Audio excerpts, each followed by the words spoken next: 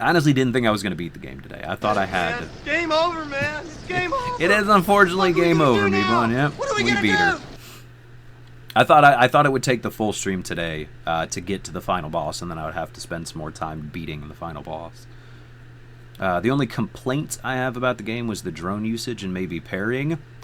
See, parrying I didn't even bother with, Curse, because I can't parry to save my life. Like, parrying is my Everest. I will never be able to climb it. I will never be able to master it.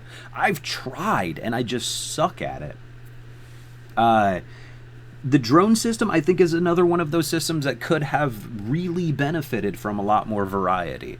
Like, give me a drone modification that allows me to poison enemies. You know, gives me the ability to do slow damage. And again, I only used like one drone mod, so it may have been there. There may have been that option. I know there was a drone that you could use to shield yourself, and I should have tried that, but I never did. But yeah, again, I think a little bit more variety, Curse. I think that would have definitely been beneficial. And then again, parrying, I am horrible at parrying, so I don't even bother. I didn't even really bother blocking in the game too much. I just dodged. But I think we've covered all the bases. I think we've covered everything, every major category, and then some of the more minor categories throughout the game. Fro's haircuts have more variety than the enemies in the game. Yeah, I think more enemy variety. It's not too big of a complaint. It had more enemy variety than Neo did. Well, technically, Neo had more different enemy types, but they all handled the same. But my final score for the game, and I'm going to preface this by saying this is the first time I'm going to give a game two scores, two different scores. My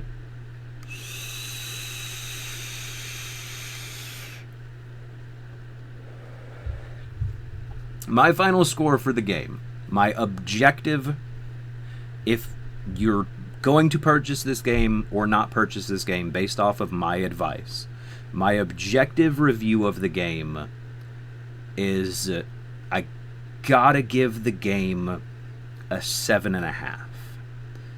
I would be hard-pressed to give the game an 8. I would have been comfortable with it before the final boss fight, but having no exposition at the end of the story just makes it hard for me to give it an 8 now.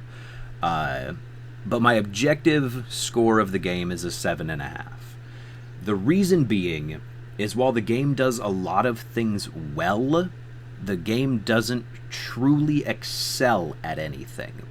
The game is very polished where it needs to be polished, but it doesn't introduce anything outside of the limb targeting system that is just amazing. Like, nothing like truly wowed me.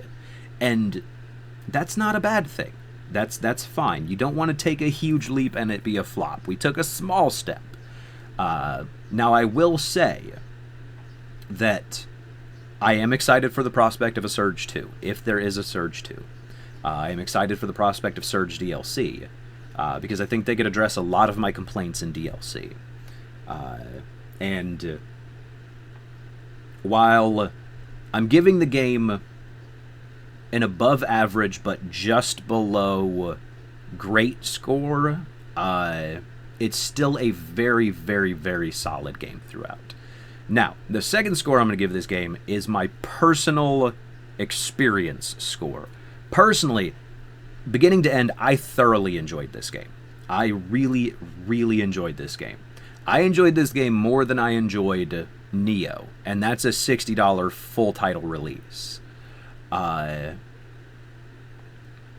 that's saying a lot. Coming from a relatively smaller studio and a relatively smaller publisher, this game has great potential, and I'm really excited about the future for Deck 13 and for the potential for a Surge 2. My personal score is I gotta give this game like an 8.5. I had a ton of fun throughout from beginning to end. The game never felt like a slog at any point.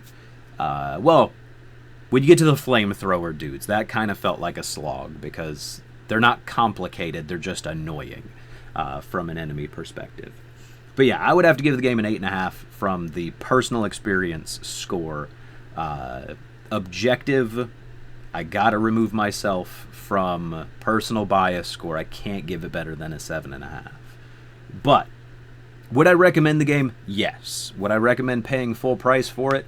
Only if you like Souls-type games. Only if you like... Flamethrower dudes were inconsistent. The rest, I like their movesets. And I agree, Me Bond, I do. Yeah. But yeah, would I recommend the game? Yes. If you like Souls games, if you like sci-fi settings, if you don't like sci-fi settings, if you're a medieval fan, do not buy this game because it's not there. It's not going to be there. If you get hooked on the setting more than the combat, this game is not for you. If you love the Souls-style combat, good purchase. Having 23 hours into the game, paying $50, I think, $49.99 is what I paid for the game, or $39.99, I don't recall. That's roughly a $2.40 per hour of entertainment cost, and I think that that's very worth it. If that's above your threshold, wait until you can get it on a sale. I wouldn't say that this is a bargain bin game by any stretch of the imagination. This game has a lot of potential. And being a little bit easier, I think is there a way to check how many times you died in this game? Does anybody know?